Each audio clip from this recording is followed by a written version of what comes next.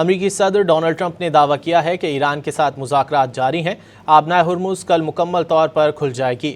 White house میں صحافیوں سے گفتگو میں ٹرمپ نے خبردار کیا کہ ایران کے پاس مکمل تباہی سے پہلے ڈیل کا آخری موقع ہے۔ ایران نے معاہدہ نہ کیا تو اس کی سیاسی اور عسکری قیادت کو ختم کر دیں گے۔ انہوں نے ایک بار پھر دہرایا کہ ایران جوہری ہتھیار نہیں رکھ سکتا۔ ایران کی بحری ناکہ بندی کو امریکہ کی آہنی دیوار قرار دے دیا۔ No, I think we're going to maybe get something, but I want to give them every last chance before decapitation.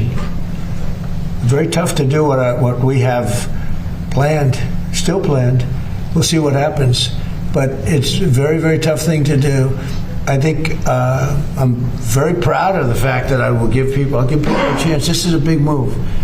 To do an attack that big on a country, I'd rather not do it. Now, we've already through lots of large attacks, but they were normal large.